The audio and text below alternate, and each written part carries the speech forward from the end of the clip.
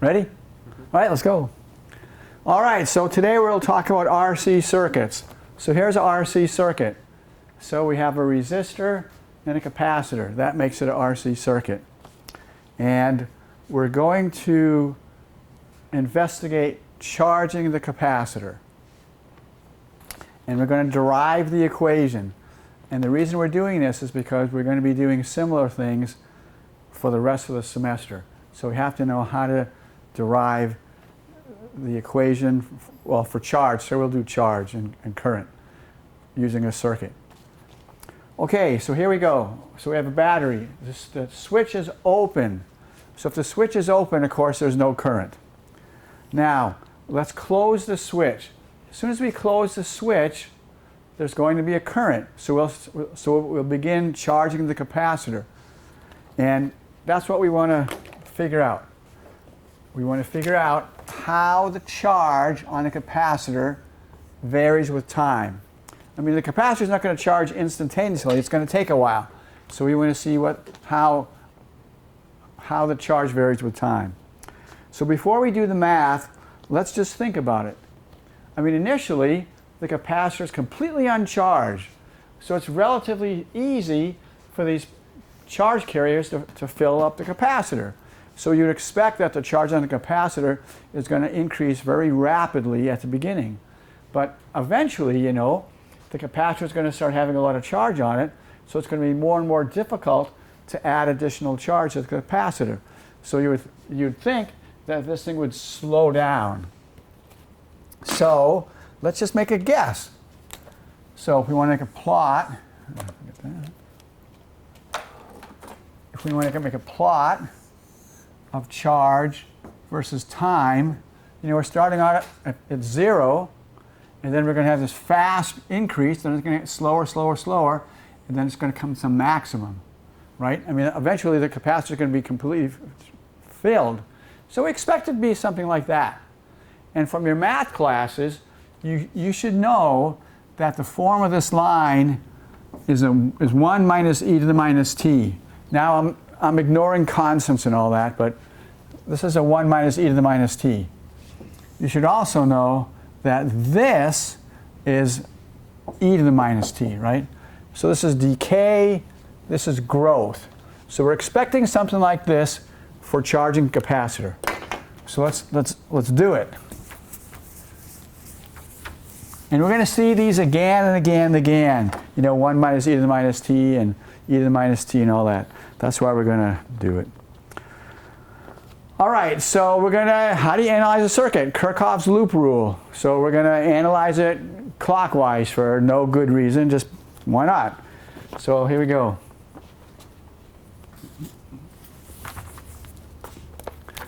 Okay, so the loop rule is the change in voltages equals 0. So we're going clockwise, so minus the plus is a plus E. We always lose voltage as we go through a resistor. Now, how about this capacitor? We're going plus to minus, so we're losing. But what's the relationship? Well, for capacitor Q equals C delta V, therefore delta V is Q over C. So we're going to have minus Q over C. And that equals 0. So that's just a Kirchhoff loop rule. Now again, don't forget what we're trying to do here. We're trying to get an equation for the charge as a function of time. That's what we want. Okay, so here's a charge, but is there a charge anywhere else? Well, yeah. There's charge here, right? I is dq dt. Okay, now let's hold it. You're going to be careful. So for the resistor, this is just the definition. Okay? So the current going through the resistor is dq dt. I'm using a little q for the resistor. Here, let's make it super obvious. Okay. Now, whatever charge goes through the resistor is being added to the capacitor. And the charge is increasing on the capacitor. So therefore, I'm going to say that I, which is again dq dt, resistor, equals dq dt capacitor. So basically and they're both positive. That's the important thing, right? So the same current that goes here is going here. The charge is increasing on the capacitor, so these are both positive. That's not the case for a discharging capacitor, which we'll do next. All right. Okay, so what I'm saying is, here we have an I. Well, I is really d big Q dt. Since we're trying to get an equation for Q, we have to pull that out of there. So let's solve. So first of all, let's solve for I, and then we'll do it. All right. So solving for I, so we can have IR equals E minus Q over C, and then let's just get rid of solve for I by itself. So there. Okay. So we have I equals E over R minus Q over RC. All right. Now, and let's get common denominators. You'll see why. So let's do that. And Q is going to be our variable, so I'd rather have it plus than minus.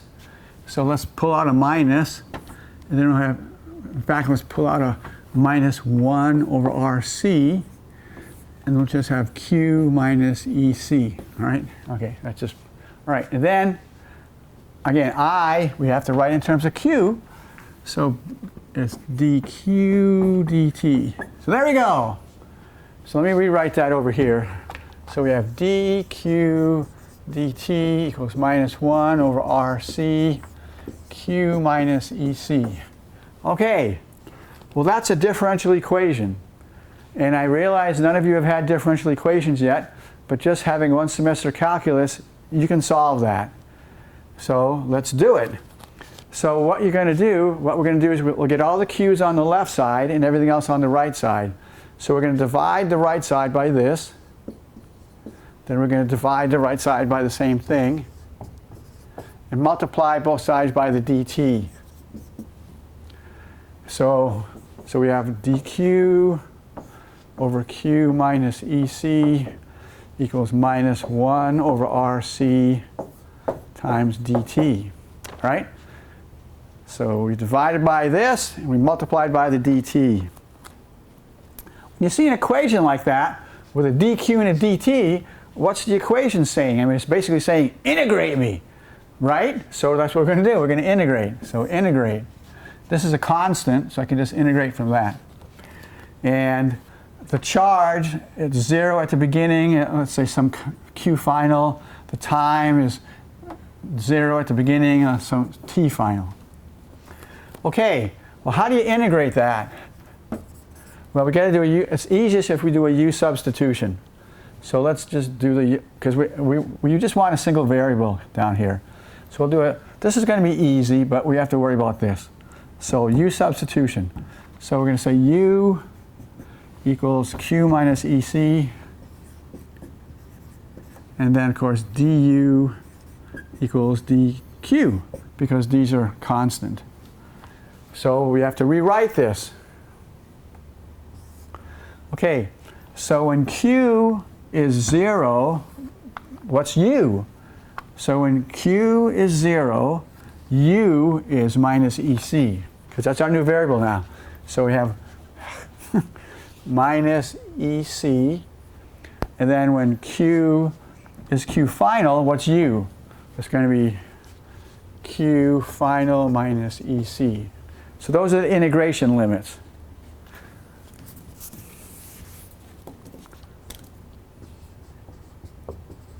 And then dq is just du, and this is just our u.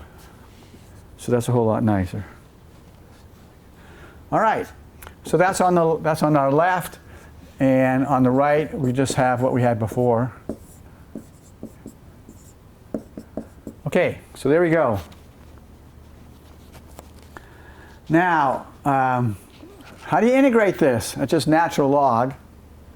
So this is just natural log. So we have ln ln u from Q final minus EC to minus EC. And then how do you integrate that? What's integral of dt? Just t. So we have minus 1 over RC times t, and it goes from 0 to t final. Okay. So, all right.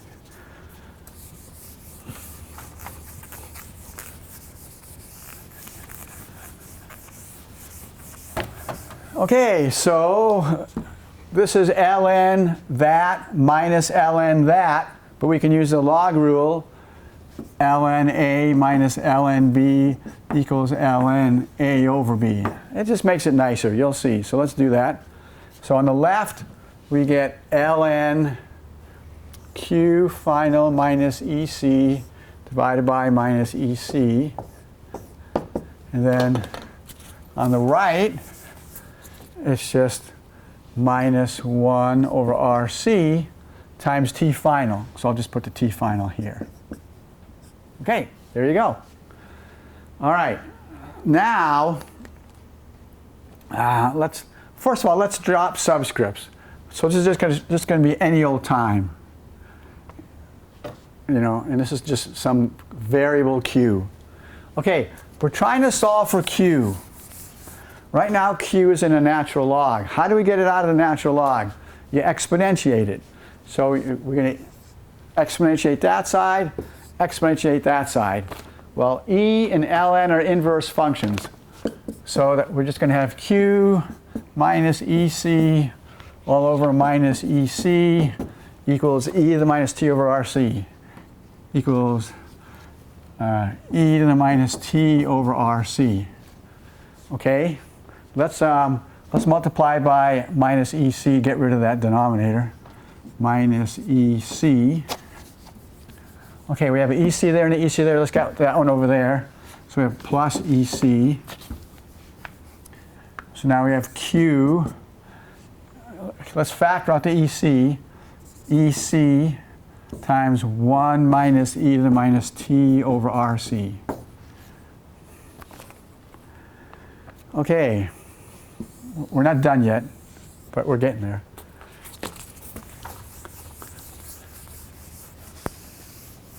All right. Let's look at units. What are the units of this? No units. This here is charge. This is a number. So what does this have to be? It has to be charge, right? It has to be charge. Now, we're charging a capacitor. So let's just put in time equals infinity, because at infinity, it's going to be charged. So we'll put time equals infinity. So what's e to the minus infinity? What's e to the minus infinity? Well, that's 1 over e to the infinity. That's 0, correct? So when we put in time equals infinity, this goes away. I didn't want to do that. So then the Q is just the EC. Well, at infinity, the Q is the Q max, right? It's the maximum Q. So instead of writing EC here, we can just write Q max. Okay. So there's the equation. Now, we're still not done. What has to be the units of this exponent? It can't have units, right? It has to be a number. Well, what are the units of t? Time. So what are the units of RC? Has to be time, right? Has to be seconds. So we're going to say that RC, we're going to call it tau, which is like the Greek t. And it's going to be called a time constant. Okay, that makes a ton of sense because number one, it has to have units of time to make this unitless. So there's your time. And then RC, you know, that's a constant, right? It's just the value of the resistor times the value of the capacitor, so it's constant. So this is called the time constant. So we're going to write it as Q max 1 minus e to the minus t over tau. Now you're probably wondering, why would I want to do that? Well, here's why. So let's say you have a plot, Q. Oh, by the way, remember when we were just philosophizing, we said this was probably going to be a 1 minus e to the minus t? Well, there it is, right? Okay, so here's our plot of 1 minus e to the minus t. Now, if you just look at this equation, and let's say you have a calculator, and you want to plot, you want to plot points. Well, that means you have to, the time is going to be probably some horrendous number. The resistor is not going to be some nice number. The capacitor is not going to be a nice number. So this is going to be kind of a pain, to plug this in all the time. On the other hand, if you just do it this way, then what you'll do, instead of just having like 1.5 seconds or 2.3 seconds, you'll just have like this: tau, 2 tau, 3 tau. In other words, you just have time in terms of tau. And why is that so great? Well, because if the time equals 1 tau, then this is just 1 minus e to the minus 1, which is pretty simple to do on a calculator, right?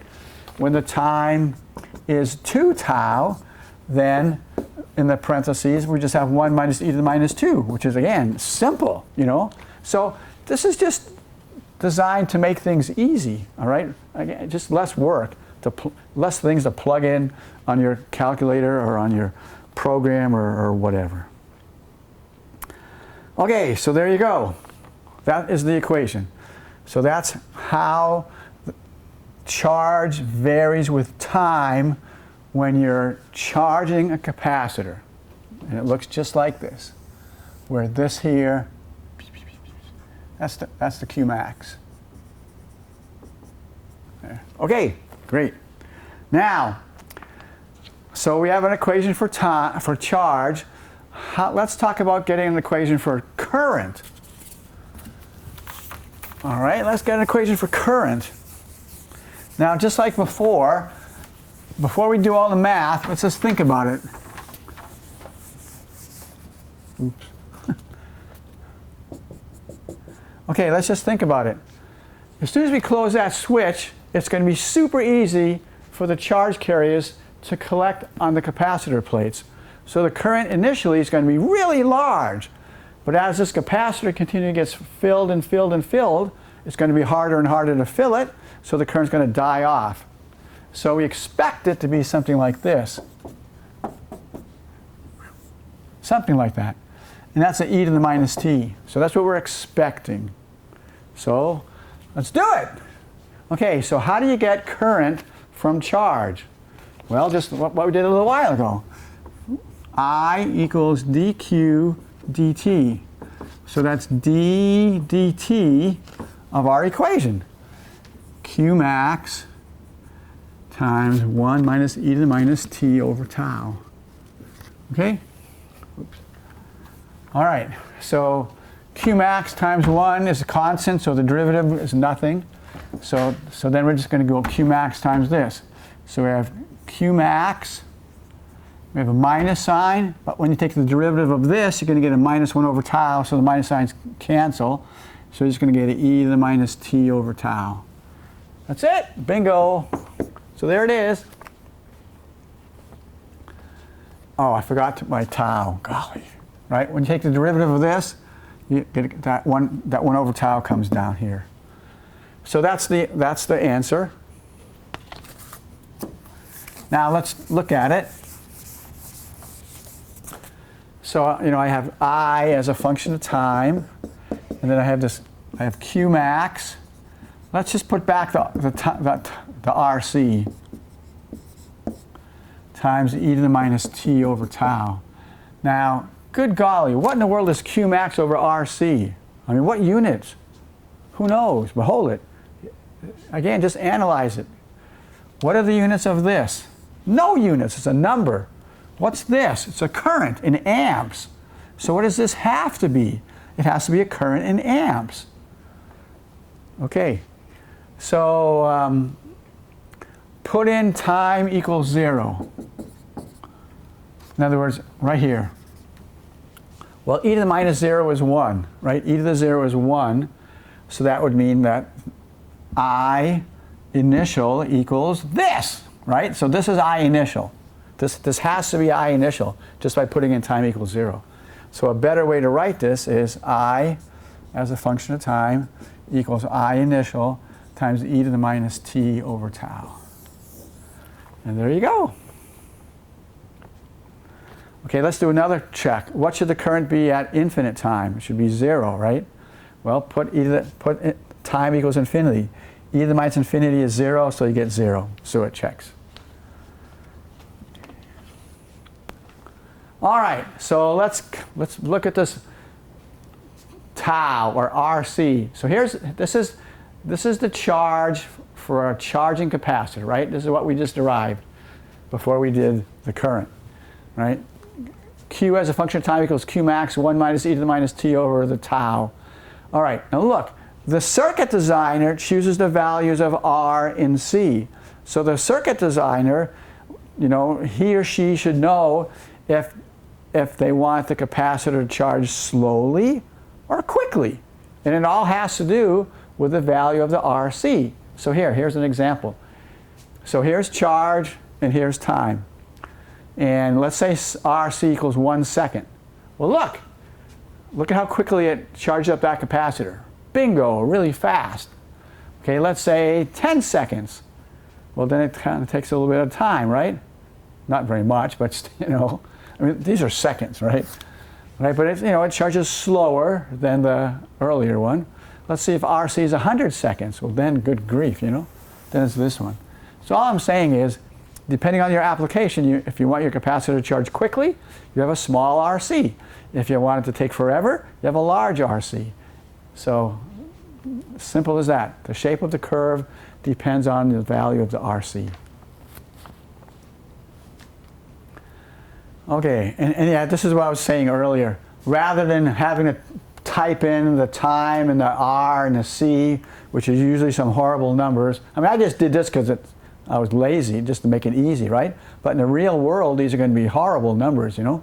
So rather than having to do that, you just use the tau, and then you just, e to the minus 1 is 0.632, e to the minus 2 is that, you know, it's just bing, bing, bing, simple. So that's why people do it. And we'll see this again and again. So, you know. Okay, there's a current. Like I said, you take the derivative, and since this is current, and this is a number, this has to be current, and just by putting time equals 0, it makes sense for this to be initial time. And again, look at, just for e to the minus 1, bingo, e to the minus 2, bingo. It's just really fast. It's nice like that way. All right, so everybody pause your video, read this, figure it out, and then we'll talk about it.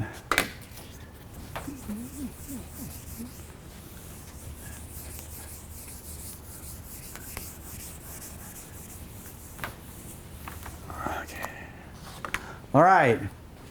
A simple circuit consists of a resistor, a capacitor, charged to a potential. So it's an RC circuit, right? And the capacitor is charged with some potential. And a switch that's initially open but is thrown, but then thrown closed. Immediately after the switch is thrown closed, what's the current?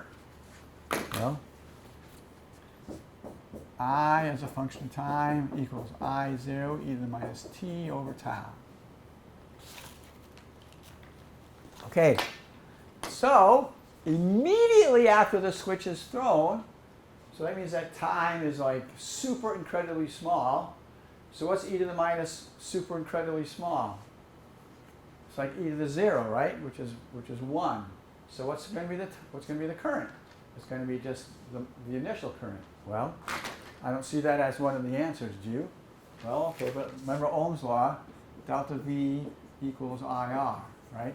So if we have the initial voltage, the initial current, right, then the initial current is just delta V0 over R, which is number 1. Yay. Okay? All right. Yeah, and again, look, you know, right after we close the switch, what's the current? Basically I0. So you can use the graph or you can use the equation, whatever you like. Okay, now the derivation I just showed you, that's on Canvas. And if we were in class, I would have given you the handout just so you could kind of just watch it.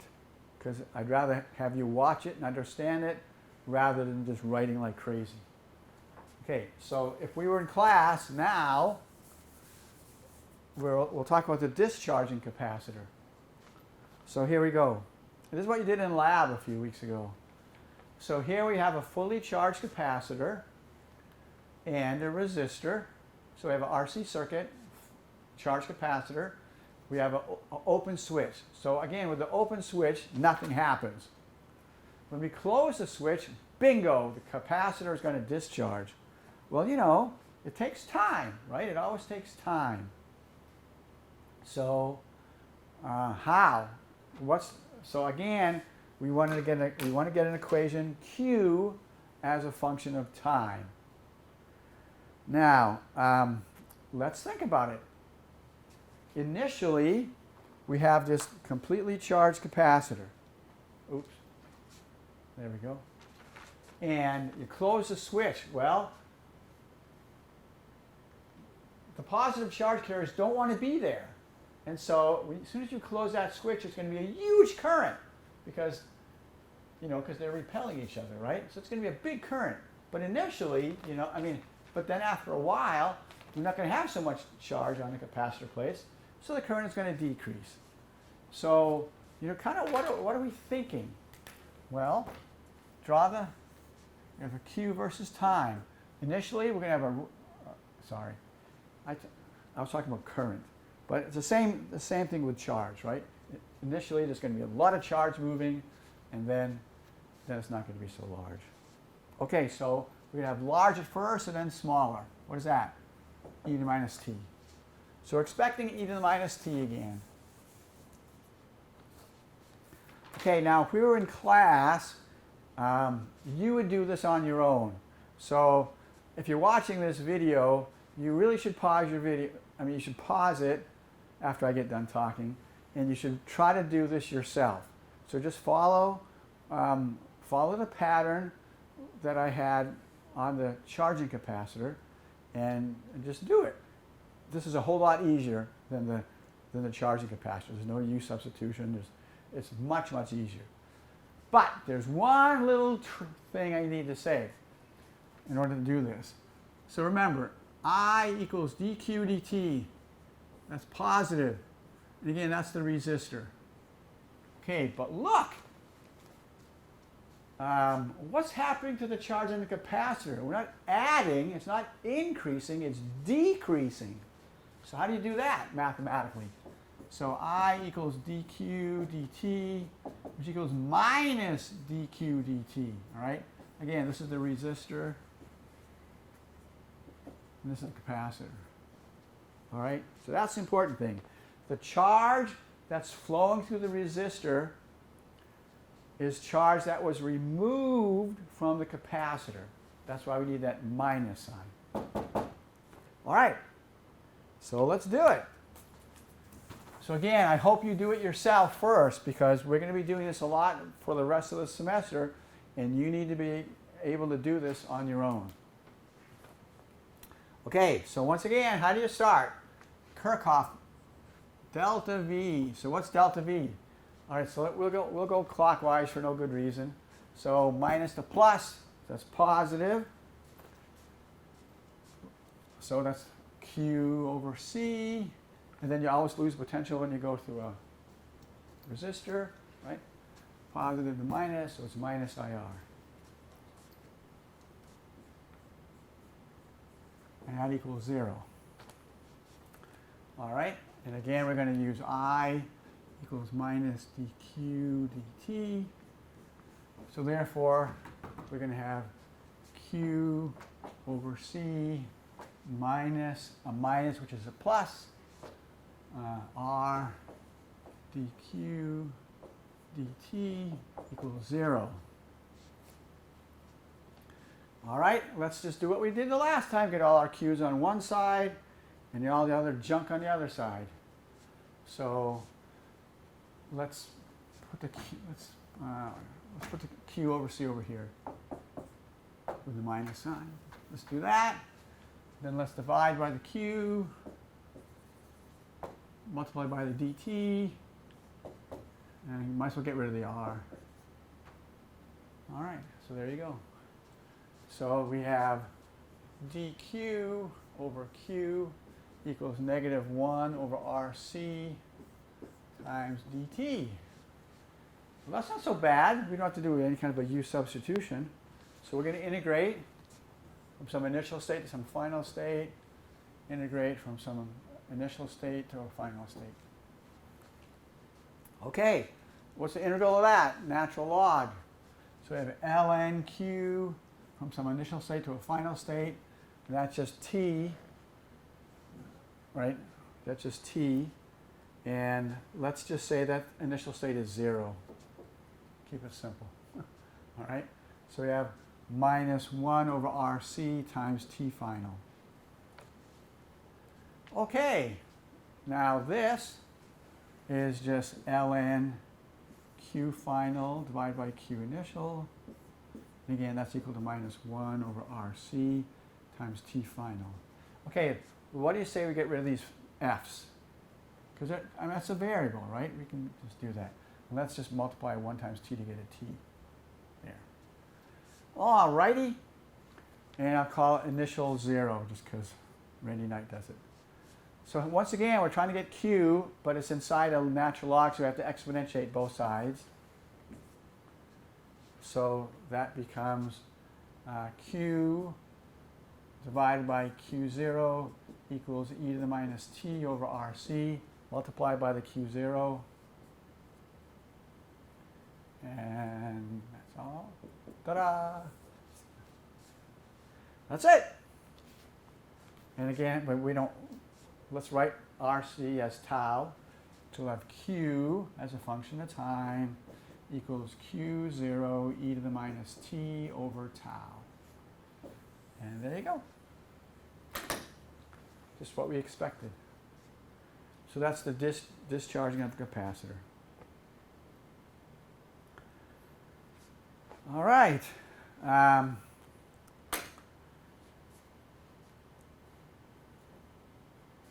If you let's do one example. If we were in class, I would have you do this. So this would be a good time to pause the video and solve for t. Because you need practice with these exponentials and logs. So everybody pause your video and solve for t.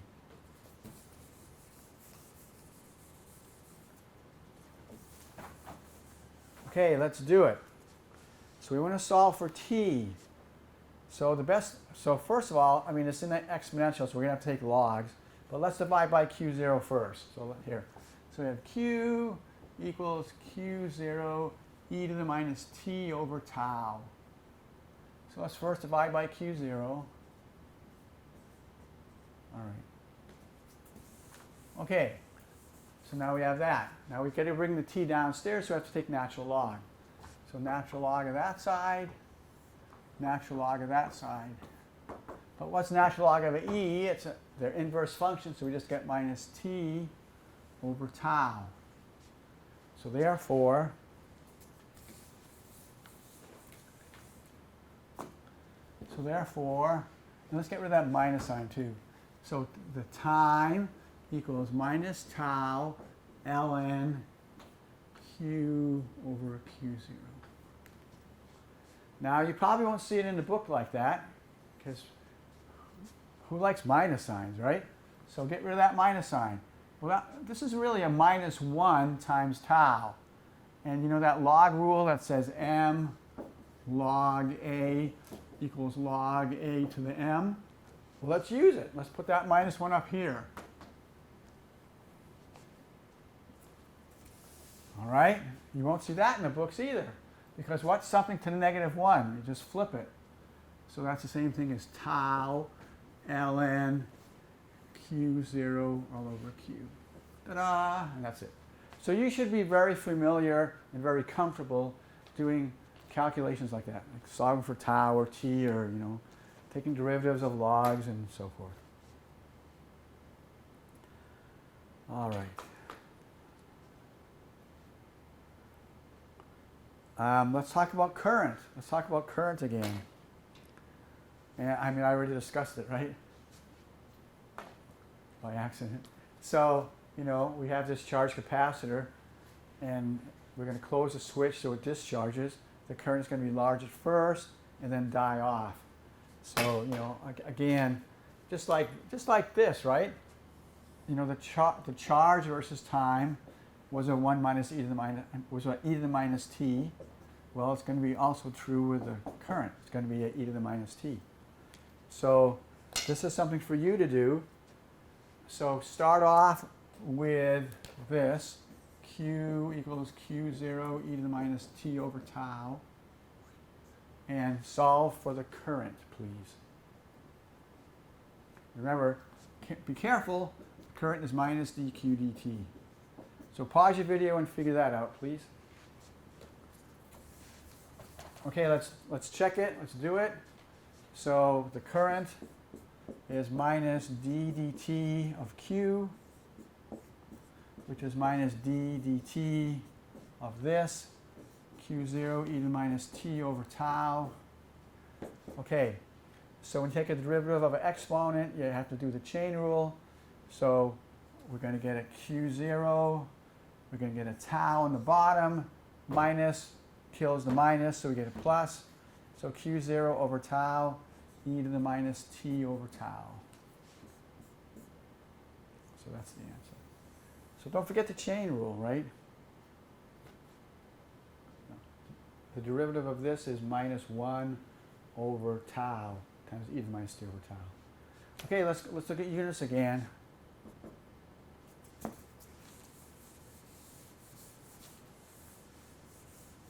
All right, so this is current. This is a number. So what does this have to be? It has to be a current, right? It has to be a current. Well, what current? Well, put in time equals 0. E to the minus 0 is 1. So that means that this has to be the initial current, right? So we just have I as a function of time equals I0 e to the minus t over tau. Ta-da! And that's the equation.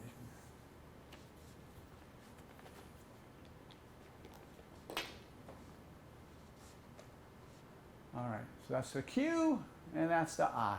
And you can see they're both e to the minus t. Okay, let's finish up by talking about electrical safety. You've probably seen high voltage signs here and there throughout your life.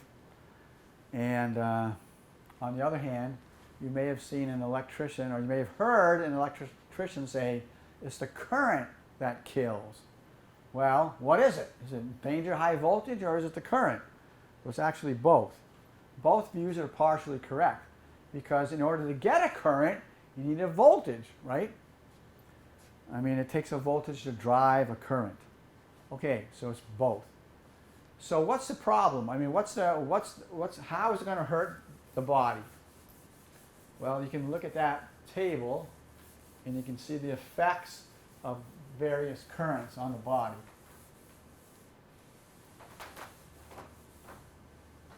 All right, so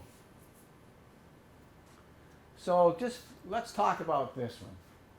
Ventricular fibrillation, death within minutes. So that basically means that your heart rate goes wacko. All right, so let's talk about that. Let's not talk about all this other stuff. Let's talk about this. So the current range that will do this is 100 to 200 milliamps.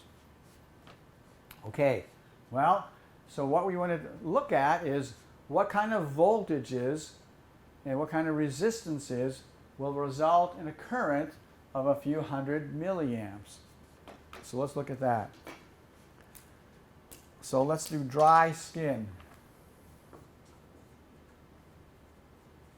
Okay, dry skin typically has resistances of about 10 to the 5th ohms. I mean, you know. So let's see what the voltage is. Ohm's law, delta V equals IR, right? So let's just use 100, all right? Let's be safe, right? 100 milliamps. So 100 times 10 minus 3 amps. And then we have 10 to the 5th ohms. If I look at ohm. So that's 10 to the 4th. That's 10 to the 4th volts. Yeah. Okay? So for dry skin, you know, if you had some source of voltage, 10,000 volts, you better be careful. On the other hand, let's say wet skin or sweaty skin. Now the resistance is more like 1,000 ohms. So you just repeat the calculation. You can see this is a factor 100 less. So 10 to the 4th divided by 10 squared is 100, right? So you're going to have 100 amps. I mean, 100 amps. 100 volts. 100 volts. Okay? 100 volts. Where do you see that? That's household. That's household voltages. So if you're working with electricity and you're super wet or sweaty, you better be careful. Okay, there it goes. All right, let's review. So what we did in this chapter, all we did is DC circuits. We'll have AC circuits later. That's totally different. So direct current circuits, batteries and DC power supplies. We learned how to add resistors in series and parallel. We applied Kirchhoff's laws to the analysis of circuits. We understand that, okay, enough of that. Junction rule and loop rule. We talked about power, dissipation, and production in circuits, right? The battery or the power supply produces supplies the energy, the resistors use it up. We talked about grounding circuits, and then we spent a long time on RC circuits. And again, make sure you understand how to analyze these because we'll be doing that in the future. Whoa! All right, so Ohm's law, V equals IR. R is a constant, right? Resistance of the wire, resistivity times length divided by cross-sectional area. Here's a capacitor equation. Q equals C delta V. C is a constant. It only depends on the geometry of the capacitor. Okay, this is for a parallel plate capacitor.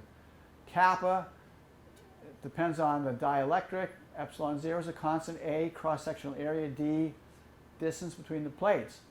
The junction rule and the loop rule. The power supplied, the power used up. This is the voltage for a real battery. A real battery has a little tiny bit of internal resistance. So this is the EMF. Then you have to minus that voltage drop across a small bit of resistance. Adding resistors in series, adding resistance in parallel. Here's a two-loop circuit. This is how it might appear on an exam or a homework problem. So what I recommend is, I don't care about that, I don't care about that, I don't care about that. You know there's 3 currents because this wire is unique from this wire, which is unique from this wire. But I recommend you just set it up like this. I1 this way, I2 this way, I1 plus I2 that way. Do this clockwise, do this counterclockwise, and after you solve for I1, I2, I3, then go back and put in these values. This is it. If you do it this way, you have 3 equations, 3 unknowns. If you do it this way, you have 2 equations, 2 unknowns. So this is the easier way to do it. Okay, if we're charging a capacitor, you start with 0 charge. It charges rapidly at first, but then it gets slower, slower, slow. So it's a 1 minus e to the minus t. Here's the current.